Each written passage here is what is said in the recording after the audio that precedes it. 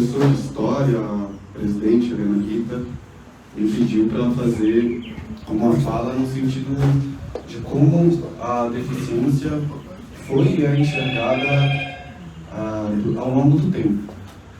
Então, eu espero que todos apreciem um pouco de história, mas eu vou tentar não ser tão retórico, né, e não usar tantas palavras difíceis, para que a gente possa compreender melhor a nossa luta, porque a nossa luta é histórica.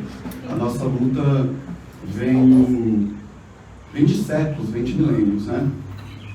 Então, acho que todos aqui lembram das aulas de história antiga, e a gente tem evidências históricas hoje de que na sociedade egípcia, por exemplo, há mais ou menos 3, 4 mil anos de Cristo, eles tinham uma visão da deficiência como algo punitivo dos deuses e que os deuses poderiam curar, né? Então muitas pessoas, perdão, meu pai, elas eram reabilitadas. A gente tem evidências, vestígios históricos sobre isso, que elas eram reabilitadas na sociedade. Muitas delas viraram artesãs e outras tinham um viés religioso, tornaram-se sacerdotes, escribas. Isso é muito interessante também, que a gente pode perceber que durante a história, as pessoas com deficiências elas foram relegadas a esses lugares, né, desses lugares religiosos, que durante a Idade Média, na Europa, por exemplo, isso se perpetuou. Já na Antiga Grécia, por exemplo, vocês devem lembrar também, existia um pensamento dos filósofos, que vocês devem conhecer vários, né, Platão, Sócrates, Aristóteles, de que para ter uma mente perfeita era necessário um corpo perfeito. Então, na Antiguidade Grega, existia essa ideia de perfeição do corpo para você ter uma mente sã. E é engraçado esse tipo de pensamento, que olha, a gente estava no Egito Antigo, a gente está na Grécia, 2000 anos depois. E essa ideia que para você contribuir socialmente, a polis grega, a cidade grega, você teria que ter um corpo perfeito, uma mente perfeita. E essa ideia a gente vai ver na modernidade, na contemporaneidade, como vai desembocar no capacitismo, por exemplo. Da Grécia, a gente pode pular para a Roma Antiga.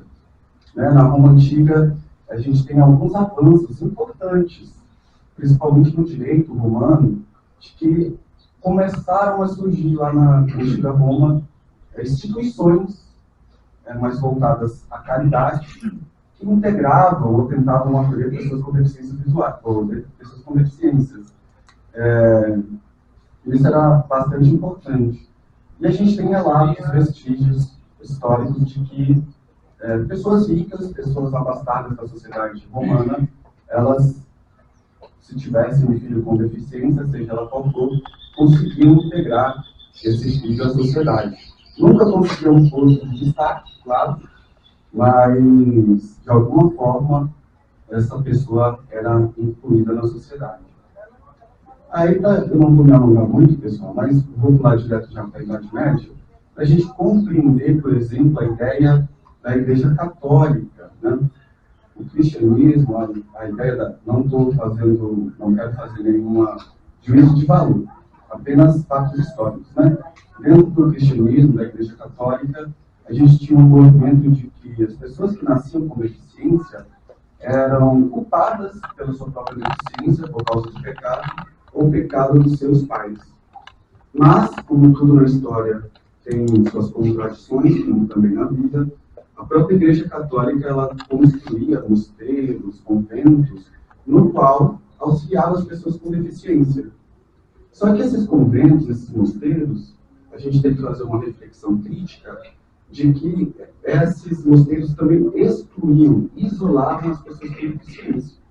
Você poderia ter um auxílio, mas você não era incluído verdadeiramente na sociedade.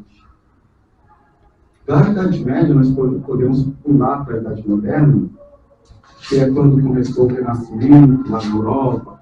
Renascimento, vocês devem lembrar das aulas de história lá no ensino fundamental.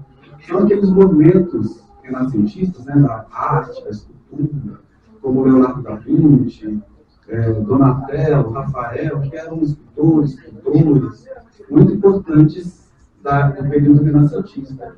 E no período renascentista, nós tivemos avanços médicos. Então, a deficiência ela parou de ser vista como uma questão religiosa e passou a ser vista como uma questão médica. Isso é um avanço muito importante. Então, olha como a nossa luta é uma luta histórica e uma luta de várias pessoas. Né? No final da Idade Moderna, nós tivemos a Revolução Industrial, nós tivemos a exclusão, majoritariamente das pessoas com deficiência, dos cargos dos postos de trabalho. Porque imagina, a Revolução Industrial, aquele período da história, em que nós estamos se inventando máquinas. Não é? Então, se você não é apto, entre aspas, se você não é capaz, entre aspas, a manusear uma máquina, você é excluído. Então, nós passamos por uma exclusão social e uma exclusão econômica.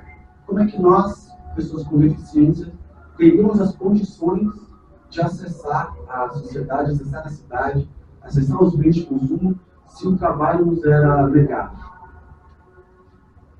No final do século XVIII, século XIX, começaram a surgir, na França, por exemplo, em 1760, nós tivemos a primeira escola para surdos, né, o Abate, né, Charles Michel Lepec, ele criou a primeira escola em Paris de surdos, em 1760. Em 1824, nós tivemos a criação do Braille, né, do Braille francês. Em 1829, nós tivemos a criação do Instituto Nacional dos Jovens Cegos em Paris. Então, percebe que os nossos avanços eles são pequenos e graduais ao longo do tempo.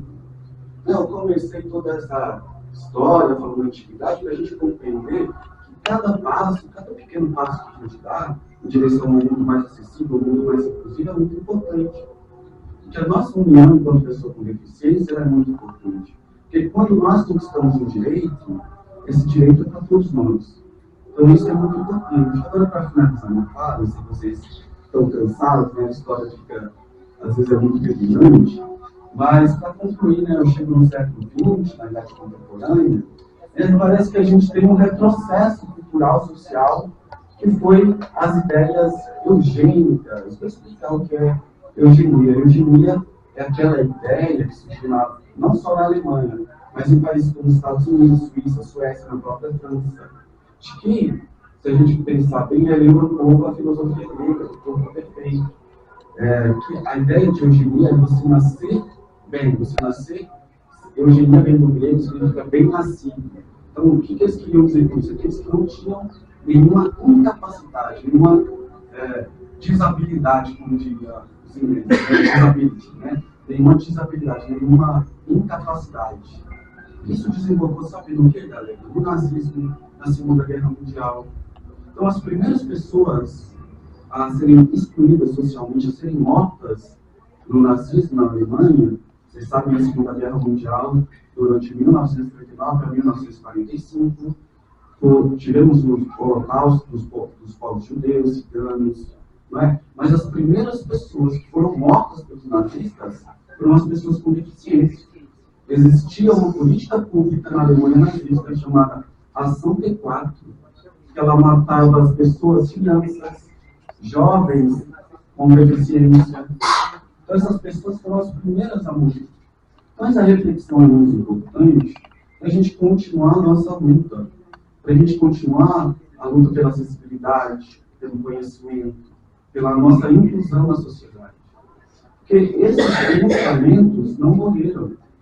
Essa ideia de que nós somos incapazes de contribuir para a sociedade não morreu. Nós vimos aí, vou dar um exemplo mais contemporâneo, de que, por exemplo, existia um discurso durante a Covid-19 de que todo mundo vai pegar essa gripe, os fortes sobreviverão. Isso é um discurso, galera, lá de 1939, que a sociedade pertence aos fortes, que nós não temos que cuidar das pessoas que possuem alguma doença, alguma incapacidade, alguma deficiência. Então, esse tipo de pensamento ele está no nosso presente. Então, a minha fala é nesse sentido, para que a gente possa refletir nesse dia que estamos aqui, nesse dia importante, 21 de setembro, que é o Dia da Luta da Pessoa com Deficiência. Nós devemos refletir sobre isso, acho muito importante. E, para finalizar, de fato, para terminar com uma fala de esperança, depois de falar do regime nazista, mas é uma realidade, existiu, e essas ideias não morreram, infelizmente. O dia 21 de setembro, ele foi definido como o Dia da Luta da Pessoa com Deficiência, em 1982, graças à luta de vários movimentos de pessoas com deficiência. Então, isso não foi nos dado, isso foi conquistado, né? Só em 2005, com a Lei 11.133, é que essa data foi formalizada. Porque mais de 30 anos depois, né? Mais ou menos, ou um pouco menos, talvez. Então, percebam, se nós pararmos, se nós não lutarmos cotidianamente, nós vamos perder os nossos direitos. A sociedade vai se tornar menos inclusiva. Então, isso é muito importante. Essa data é muito simbólica, né? Amanhã é o início da primavera, que é o hemisfério sul, e essa data tem esse símbolo, é um simbolismo que começa a primavera, renovação, a fusão, a vida se renova.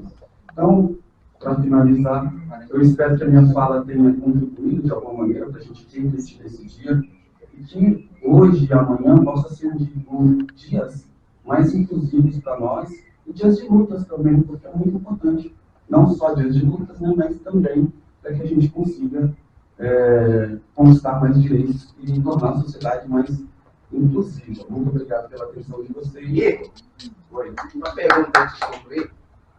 Foi a partir de que ano realmente que o deficiente, a pessoa com deficiência, passou a ter voz no meio da sociedade? Assim, voz mesmo. Olha, voz política, você quer dizer? Isso. Eu acho que a gente ainda está nesse processo. Concordo. Mas temos que ocupar os lugares, estar presente, né? Falar quando for necessário, não nos afastar desse lugar, dessa responsabilidade, porque isso é para a gente, né?